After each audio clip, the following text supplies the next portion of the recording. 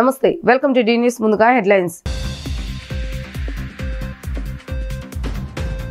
రాష్ట్రంలో క్రీడల అభివృద్ధికి రాష్ట్ర ముఖ్యమంత్రి నారా చంద్రబాబు నాయుడు చర్యలు తీసుకుంటున్నారన్న రాష్ట్ర రవాణా యువజన క్రీడా శాఖ మంత్రి మండిపల్లి రాంప్రసాద్ రెడ్డి.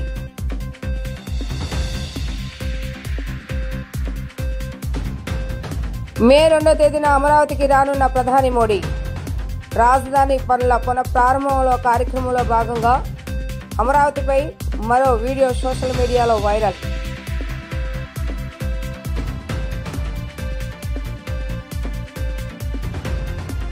కాంగ్రెస్ పక్షాన కమిటీ వేసుకుని రాజధానిపై యాక్షన్ ప్లాన్ సిద్ధం చేస్తున్నామన్న వైఎస్ షర్మిలారెడ్డి. తనని ఎందుకు హౌస్ అరెస్టు చేస్తారో చెప్పాలని డిమాండ్. రాష్ట్రంలో క్రీడల అభివృద్ధికి రాష్ట్ర ముఖ్యమంత్రి నారా చంద్రబాబు నాయుడు చర్యలు తీసుకుంటున్నట్లుగా రాష్ట్ర రవాణా యువజన క్రీడా శాఖ మంత్రి మండిపల్లి రాంప్రసాద్ రెడ్డి తెలిపారు. ఆంధ్రప్రదేశ్ ప్రభుత్వం క్రీడా ప్రాధికార సంస్థ మెగా డిఎస్సి 2025లో భాగంగా 3% క్రీడా కోటా నోటిఫికేషన్ను విజయవాడలోని శాప్ ప్రధాన కార్యాలయంలో బుధవారం విడుదల చేశారు. ఈ సందర్భంగా మంత్రి మండిపల్లి రాంప్రసాద్ రెడ్డి మాట్లాడుతూ, క్రీడాకారుల ప్రతిభకు న్యాయమైన గుర్తింపు ఇవ్వటం రాష్ట్ర ప్రభుత్వ ప్రధాన లక్ష్యాల్లో ముఖ్యమైనది అని అన్నారు. రాష్ట్ర ప్రభుత్వం అర్హత కలిగిన క్రీడాకారులకు 3% హారిజంటల్ రిజర్వేషన్ కల్పిస్తూ ప్రభుత్వ ఉద్యోగాలలో అవకాశాలు కల్పిస్తున్నామని వివరించారు. మెగా డిఎస్సీలు విడుదల చేసిన 16,347 పోస్టులలో క్రీడా కోటా కింద 421 పోస్టులను స్పోర్ట్స్ కింద కేటాయిస్తున్నట్లుగా తెలిపారు. స్పోర్ట్స్ కోటాకు ఎంపికలను పారదర్శకతకు పెద్దపీట వేస్తూ నిష్పక్షపాతంగా కేవలం అర్హులందరికీ న్యాయం జరిగేలా చర్యలు తీసుకున్నామని అన్నారు. గత ప్రభుత్వ హయాంలో క్రీడాకారులను కనీసం పట్టించుకోలేదని అన్నారు. ఫేక్ సర్టిఫికెట్లపై ఉక్కుపాదం మోపుతామని హెచ్చరించారు. మెగా డిఎస్సీకి అర్హులైన క్రీడాకారులు మే 2వ తేదీ నుంచి మే 31 వరకు వెబ్సైట్లో ఆన్లైన్ దరఖాస్తు చేసుకోవాలని అన్నారు. మెగా డిఎస్సీలో క్రీడా కోటా కింద ప్రభుత్వం జడ్పీ ఎంపీపీ పాఠశాలలో 333 పోస్టులు, మున్సిపల్ కార్పొరేషన్ పాఠశాలలో 30 పోస్టులు, ఏపీ ట్రైబల్ వెల్ఫేర్ ఆశ్రమం పాఠశాలలో 22 పోస్టులు, ఏపీ రెసిడెన్షియల్ పాఠశాలలో 2 పోస్టులు, ఏపీ మోడల్ పాఠశాలలో 4 పోస్టులు, ఏపీ సోషల్ వెల్ఫేర్ రెసిడెన్షియల్ పాఠశాలలో 7 పోస్టులు, ఏపీ గురుకుల వెల్ఫేర్ రెసిడెన్షియల్ పాఠశాలలో 23 పోస్టులు కేటాయించినట్లుగా వివరించారు. ఈరోజు ఈ సమావేశం ఏర్పాటు చేయడం ఎందుకంటే, కూటమి ప్రభుత్వం ఏర్పాటైన తర్వాత ముఖ్యంగా గౌరవనీయులు పెద్దలు ముఖ్యమంత్రి వర్యులు నారా చంద్రబాబు నాయుడు గారు క్రీడల పట్ల ఉన్న ఆసక్తితో, అలాగే క్రీడా లోకాన్ని ముందుకు తీసుకొని పోయే లక్ష్యంతో ఒక సంచలనమైన నిర్ణయం తీసుకొని పోయారు. దానిలో భాగంగానే క్రీడాకారులకు ఆంధ్ర రాష్ట్రంలో ప్రభుత్వ ఉద్యోగాల్లో 3% అనేదాన్ని ఒక చట్టబద్ధత చేస్తూ ఒక చట్టాన్ని తీసుకొని రావడం, దానిలో భాగంగానే మా కూటమి ప్రభుత్వం యొక్క ఎన్నికల హామీ ఏదైతే ఉందో డిఎస్సిలో కూడా దీన్ని వర్తింపజేస్తూ ఈ 3% కూడా తీసుకొని రావడం జరిగింది. దానిలో భాగంగానే ఈరోజు క్రీడలకు సంబంధించి 3% కోటా ఏదైతే ఉందో దానికి నోటిఫికేషన్ను కూడా రిలీజ్ చేయడం జరుగుతూ ఉంది. దీనికి మా తరపున, పూర్తిగా రాష్ట్రంలో ఉన్న క్రీడాకారుల తరపున ఈ ప్రభుత్వాన్ని ఏలుతున్న గౌరవ ముఖ్యమంత్రి చంద్రబాబు నాయుడు గారికి, అలాగే ప్రభుత్వ పెద్దలందరికీ పత్రికా ముఖంగా అలాగే మీడియా ముఖంగా ధన్యవాదాలు తెలియజేసుకుంటున్నా. మన అందరికీ తెలుసు, రాష్ట్రంలో త్వరలోనే డిఎస్సి నోటిఫికేషన్ వస్తూ ఉంది. దానిలో సుమారుగా 16,500 టీచర్ పోస్టులు కూడా ఫిలప్ చేయడం జరుగుతూ ఉంది. దానిలోనే 3% ఏదైతే ఉందో ఆ 3%ను ఈ రాష్ట్రంలో, మిగతా రాష్ట్రాల్లో 1-2% ఉంటే మన రాష్ట్రంలో 3% కేటాయించడం జరిగింది. ప్రధాని మోడీ మే 2వ తేదీన అమరావతికి రానున్న విషయం తెలిసింది. ఈ నేపథ్యంలో పలు అభివృద్ధి పనులకు CM Chandrababu Naidu deputy CM Pawan Kalyan కలిసి ఆయన పనులను పునఃప్రారంభిస్తారు. దీంతో ఆయా నియోజకవర్గాల ఎమ్మెల్యేలు ప్రజలకు ఆహ్వానం పలికారు. ఈ క్రమంలో అమరావతిపై మరో వీడియో సోషల్ మీడియాలో వైరల్ అవుతుంది.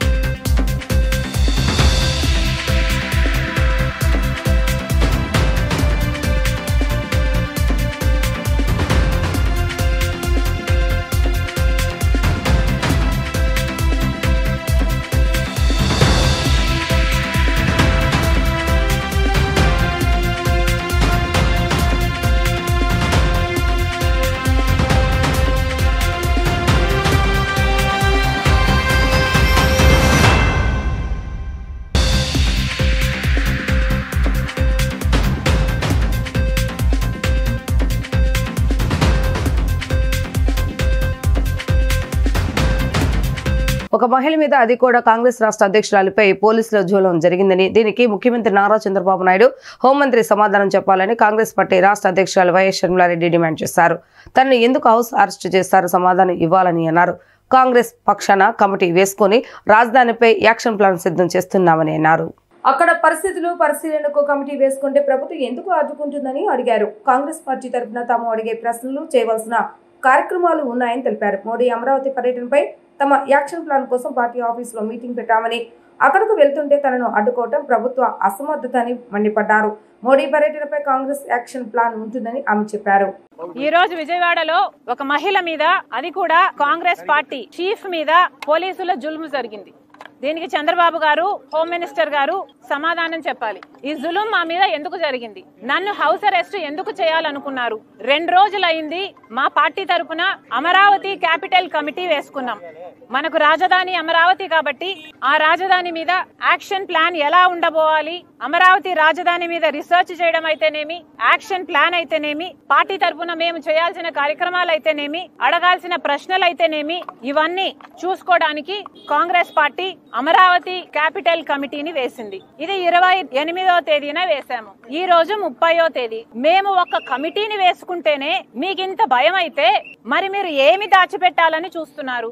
ఈ రోజు కార్యక్రమము కేవలం నేను పార్టీ ఆఫీసుకు వెళ్లి అక్కడ మోడీ గారు అమరావతికి వస్తున్నారు కాబట్టి మా యాక్షన్ ప్లాన్ ఎలా ఉండాలి అని డిస్కస్ చేయడానికి నేను ఆఫీసుకు బయలుదేరితే కూడా నన్ను హౌస్ అరెస్ట్ చేశారు. ఇది ఎక్కడి న్యాయమని అడుగుతున్నాం. ఆ తర్వాత కూడా మోడీని అడగాల్సిన ప్రశ్నలు ఏమిటి అని మా కమిటీ అధ్యయనం చేసింది కాబట్టి, రీసెర్చ్ చేసింది కాబట్టి మేము మోడీ గారిని ఏమి డిమాండ్ చేయాలనుకుంటున్నాము ఇవన్నీ కూడా నేను ఆఫీసుకు వెళ్లబోయే మీటింగ్ లో డిస్కస్ చేద్దామని వెళ్ళబోతే ఈ రోజు నన్ను హౌస్ అరెస్ట్ చేశారు. ఏమండి, మన ఆంధ్ర రాష్ట్రంలో పబ్లిక్ ఇష్యూస్ గురించి మాట్లాడకూడదా? మీటింగ్లు పెట్టుకోకూడదా? ఏదైనా మీటింగ్లు ప్లాన్ చేస్తే హౌస్ అరెస్ట్ చేస్తారా? ఇదే కూటమి వైఖరియా? ఇలాగే ఉండబోతుందా? వ్యాన్లు పోలీసులను దించారు. మేము కాదు కదా ఇక్కడ లా అండ్ ఆర్డర్ ప్రాబ్లం సృష్టిస్తున్నది, మేము కాదు కదా ఇక్కడ ప్రజలకు అన్యాయం చేస్తున్నది. ఎవరు చేస్తున్నారు? ఒక స్పెషల్ స్టేటస్ విషయంలోనైనా, ఒక పోలవరం విషయంలోనైనా, ఒక రాజధాని విషయంలోనైనా ఎవరు అన్యాయం చేస్తున్నారండి? కనీసం ప్రతిపక్షంలో ఉన్న వాళ్ళ మేము కనీసం ప్రశ్నించడానికి మేము మీటింగ్లు పెట్టుకుని యాక్షన్ ప్లాన్ ఏంటో డిసైడ్ చేయడానికి కూడా మాకు అధికారం లేదా? రాష్ట్ర ప్రధానమంత్రి నరేంద్ర మోడీపై చేసిన వ్యాఖ్యలు నిరసిస్తూ బీజేవైఎం రాష్ట్ర అధ్యక్షులు మిట్ట వంశీ నేతృత్వంలో రాష్ట్ర కాంగ్రెస్ కార్యాలయం ముట్టడి కార్యక్రమం నిర్వహించారు. ఈ నేపథ్యంలో కాంగ్రెస్ నేతలకు బీజేవైఎం కార్యకర్తలకు మధ్య తీవ్ర ఘర్షణ, ఉద్రిక్తత దారితీసింది. తక్షణమే పోలీసు అధికారులు జోక్యం చేసుకుని బీజేవైఎం నేతలను అదుపులోకి తీసుకున్నారు.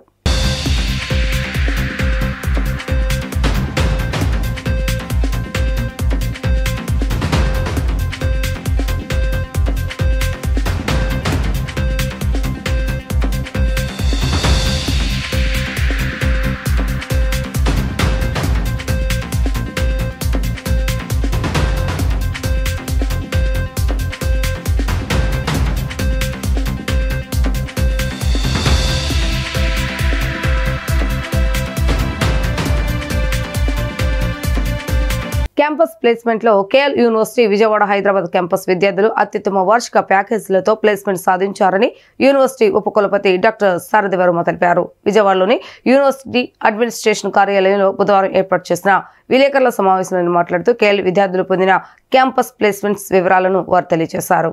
ఈ ఏడాది 75 లక్షల రూపాయల వార్షిక ప్యాకేజీతో తమ విద్యార్థి ప్లేస్మెంట్ సాధించడం గర్వకారణమని హర్షం వ్యక్తం చేశారు. 58 లక్షల రూపాయల ఫ్రీ ప్లేస్మెంట్ ఆఫర్తో పాటు తమ విద్యార్థులు అనేక రికార్డ్స్ సాధించారని పేర్కొన్నారు. ఈ ఏడాది 500కు పైగా కంపెనీలు యూనివర్సిటీని సందర్శించి రాత పరీక్ష, ఇంటర్వ్యూల ద్వారా విద్యార్థులను ఎంపిక చేసుకున్నారని చెప్పారు. ఈ ప్రక్రియలో భాగంగా 6000 మందికి పైగా విద్యార్థులు కంపెనీల నుంచి ఆఫర్ లెటర్స్ అందుకున్నారని, 4700 మంది విద్యార్థులు వివిధ ప్యాకేజీలలో ప్లేస్మెంట్స్ పొందారని వెల్లడించారు. 20 లక్షల నుంచి 50 లక్షల రూపాయల లోపు వార్షిక ప్యాకేజీలను 38 మందికి పైగా విద్యార్థులు దక్కించుకున్నారని, సూపర్ డ్రీమ్ కంపెనీలలో 150 మంది విద్యార్థులు ప్లేస్ సాధించారని అన్నారు. భారతదేశ ప్రఖ్యాత సాఫ్ట్వేర్ కంపెనీ TCSలో ఒకే రోజు 617 మంది, కాప్ జెమినీలో 493 మంది, టెక్ మహీంద్రాలో 381 మంది విద్యార్థులు ప్యాకేజీలతో ఆఫర్స్ పొందారని చెప్పారు. ఈ ఏడాది Germany, Japan, Singapore, Dubai, Malaysia వంటి దేశాల్లో అంతర్జాతీయ ప్లేస్మెంట్ దక్కించుకున్నారని తెలియజేశారు. కేలి ఇంజనీరింగ్ విద్యార్థులు తమ 3వ సంవత్సరం నుండి పలు జాతీయ, అంతర్జాతీయ కంపెనీలలో ఇంటర్న్షిప్ చేస్తున్నారని చెప్పారు.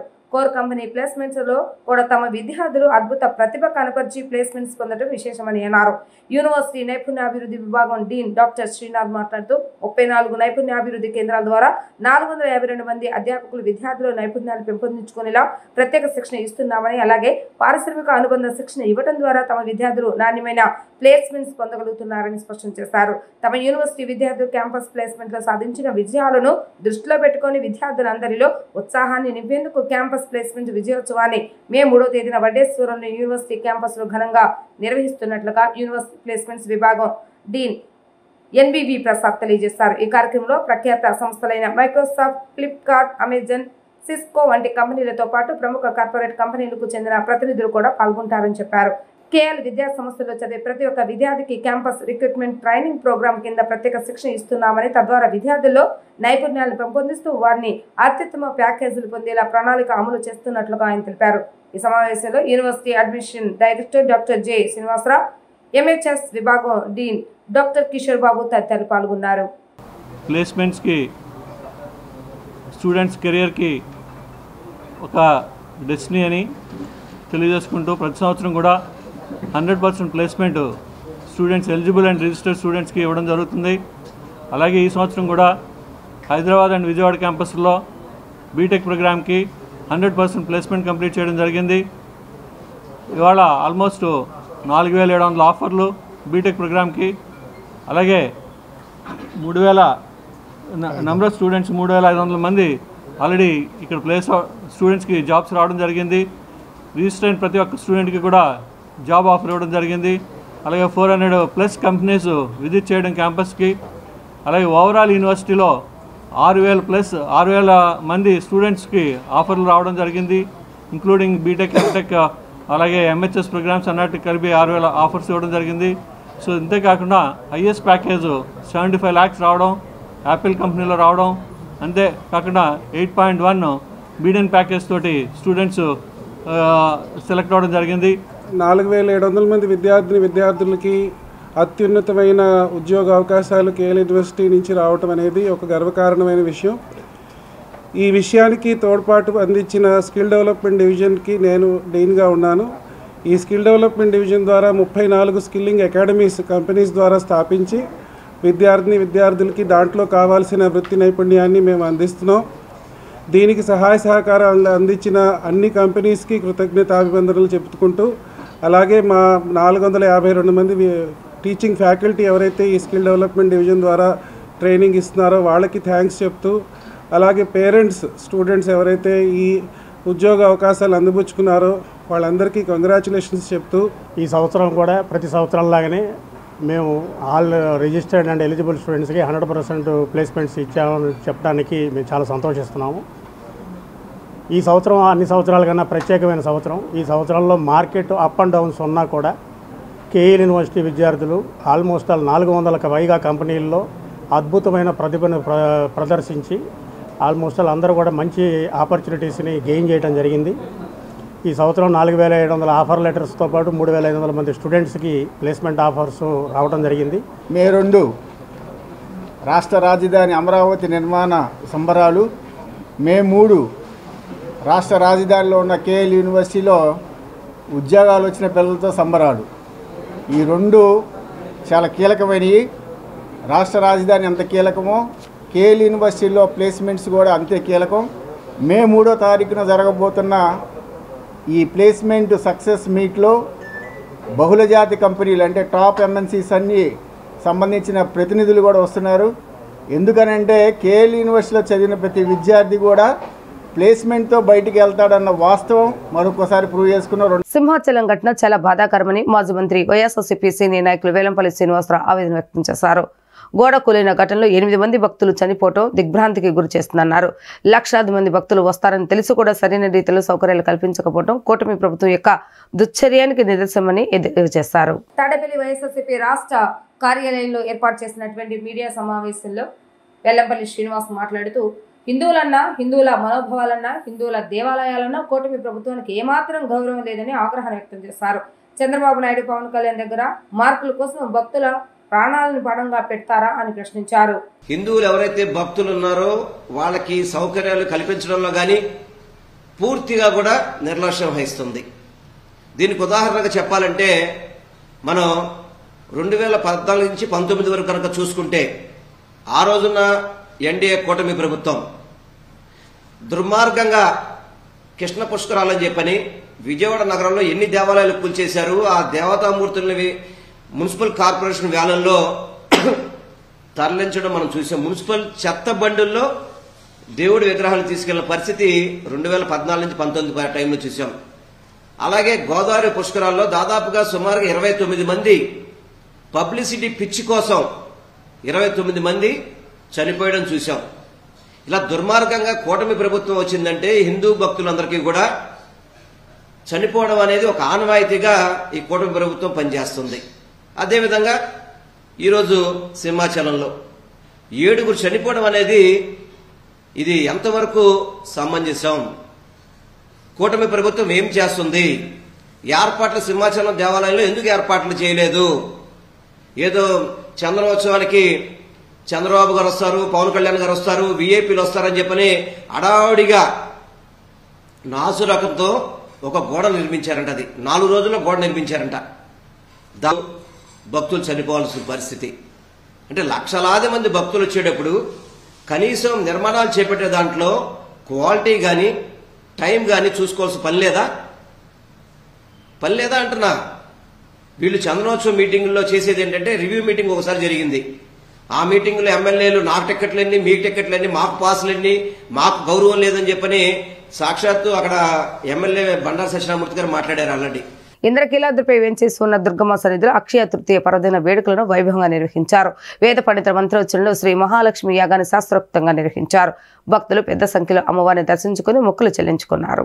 అక్షయ తృతీయ పర్వదిన వేడుకలను రాష్ట్ర వ్యాప్తంగా ఘనంగా జరుపుకున్నారు. అక్షయ తృతీయ రోజున దైవ దర్శనం చేసుకుంటే అన్ని సకల సదుపాయాలతో పాటు అష్టైశ్వర్యాలు కలుగుతాయని భక్తుల విశ్వాసం. అక్షయ తృతీయ పర్వదిన వేడుకలను పురస్కరించుకుని ఇంద్రకీలాద్రిపై వైభవంగా నిర్వహించారు. భక్తులు పెద్ద సంఖ్యలో అమ్మవారిని దర్శించుకొని ప్రత్యేక పూజలు చేశారు. పురాణ పండితుల నేతృత్వంలో చిన్నరాజగోపురం వద్ద యాగస్థాలలో అర్చక బృందంచే శ్రీ మహాలక్ష్మి యాగాన్ని శాస్త్రోక్తంగా జరిపారు. పండితుల వేద మంత్రోచ్చరణ నడుమ మహాలక్ష్మి యాగం అత్యంత కనుల పండుగగా సాగింది. పూజాదిక కార్యక్రమాల్లో భక్తులు పెద్ద సంఖ్యలో పాల్గొని మొక్కులు చెల్లించుకున్నారు.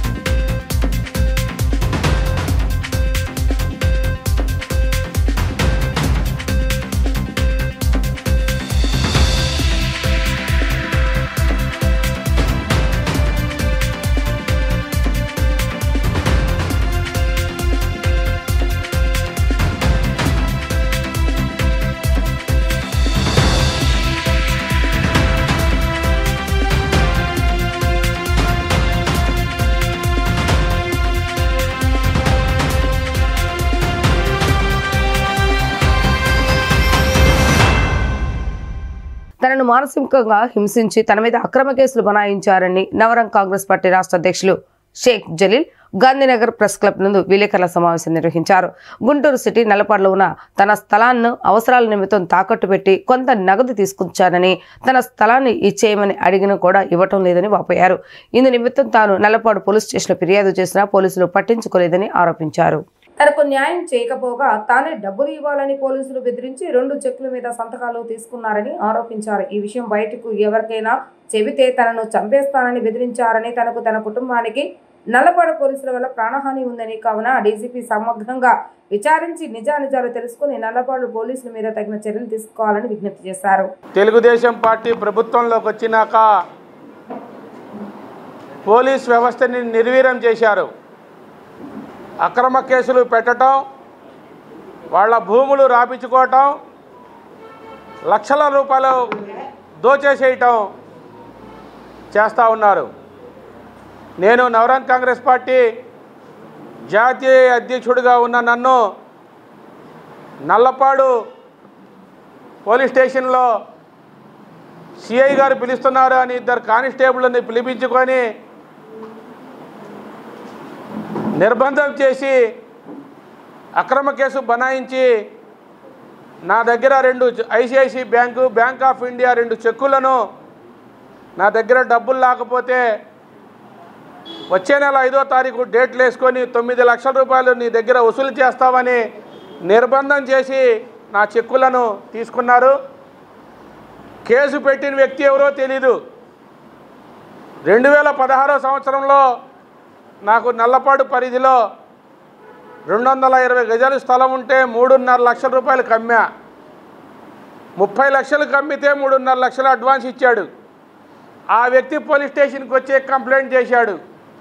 అయ్యా 3.5 లక్షలకి ఇంకొక 3.5 లక్షలు కల్పిస్తాను, తీసుకో, నీకు నాకు ఎక్కడ లావాదేవీలు జరగలేదు కదా వ్రాతపూర్వకంగా, నా మీద కేసు పెట్టేవేంటి అని అడిగితే అక్కడున్న సిఐ అంటాడు, నేను ఎవరినైనా అరెస్టు చేసే పవర్ నాకుంది, ఎత్తుకొని వెళ్ళి సెల్లో పడేయండి, 9 లక్షలు ఇచ్చే వదులుతాము అని. ఇది ఎస్పీ గారు ఆదేశాల వరకు జరుగుతూ ఉన్నది, నువ్వు 9 లక్షలు ఇస్తేనే నీ మీద కేసు తీసేస్తామన్నాడు. Asia yoga sports championship gold medalist పోటీలలో మన దేశానికి తన ద్వారా గోల్డ్ మెడల్ రావడం ఎంతో గర్వకారణంగా ఉందని Asia yoga sports championship B Sirisha వెల్లడించారు. యోగాలో ఎంఎస్సీ ఎంఫిల్ వరకు పూర్తి చేశాను. వివిధ కళాశాల విద్యా సంస్థలు పనిచేస్తూ యోగా పోటీలలో పాల్గొంటున్నానని, యోగాలలో 18 సంవత్సరాల అనుభవం ఉందని, ప్రభుత్వం ప్రోత్సహిస్తే దేశానికి మరిన్ని పథకాలు సాధిస్తానని ఆమె తెలిపారు. గాంధీనగర్ ప్రెస్ క్లబ్ లో జరిగిన విలేకరుల సమావేశంలో ఆమె మాట్లాడుతూ అత్యుత్తమ సాంకేతికత మరియు భాగస్వామ్యాన్ని ప్రదర్శించి కళాత్మక యోగాసన పేర్ ఈవెంట్ లో గెలవటం తనకు ఎంతో ఆనందాన్ని ఇచ్చిందన్నారు. ఈ గెలుపుకు కేంద్ర రాష్ట్ర ప్రభుత్వాలు పూర్తి సహాయ సహకారాలు అందించాలని కోరారు. న్యూఢిల్లీలో జరిగిన 2వ ఆసియా మెగా స్పోర్ట్స్ ఛాంపియన్షిప్ లో ఆంధ్రప్రదేశ్ రాష్ట్రం నుండి భారతదేశానికి ప్రాతినిధ్యం వహించి గోల్డ్ మెడల్ సాధించి మన దేశానికి బంగారు పథకం తీసుకురావడం తనకు ఆనందాన్ని ఇచ్చిందని అన్నారు.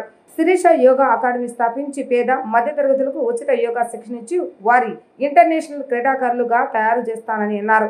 యోగా స్పోర్ట్స్ ఆసియా అంతటా ఉన్న ప్రతిభావంతులైన యోగులను ఒకచోట చేర్చిందని, ఈ స్పోర్ట్స్ లో అసాధారణ నైపుణ్యం మరియు అంకిత భావాన్ని ప్రదర్శించడం వల్లే మన దేశానికి గోల్డ్ మెడల్ వచ్చిందని అన్నారు.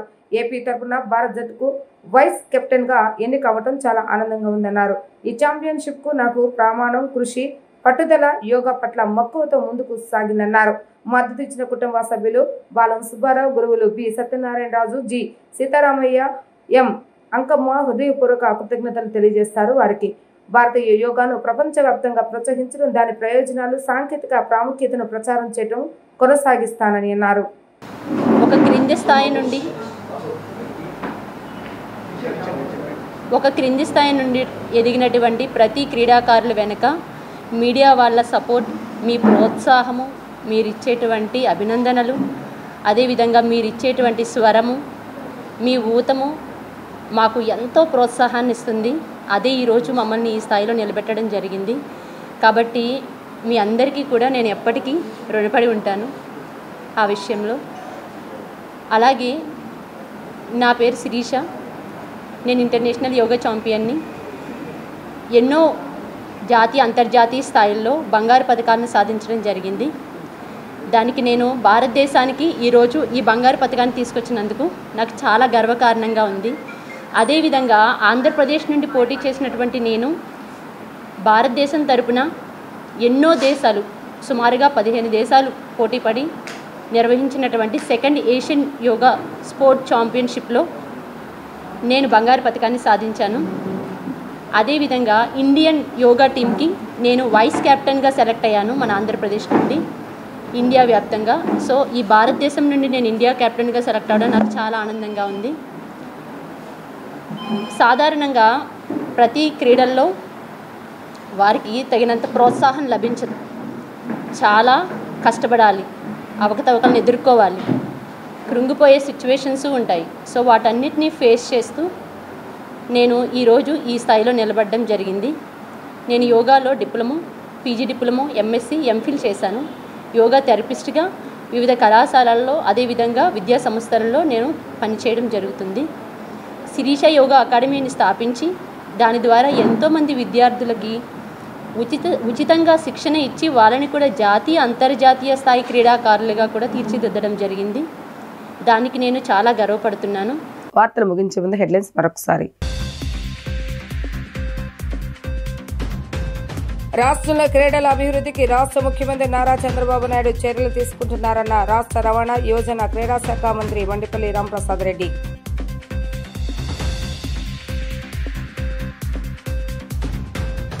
మే 2వ తేదీన అమరావతికి రానున్న ప్రధాని మోడీ. రాజధాని పనుల పునఃప్రారంభంలో కార్యక్రమంలో భాగంగా అమరావతిపై మరో వీడియో సోషల్ మీడియాలో వైరల్.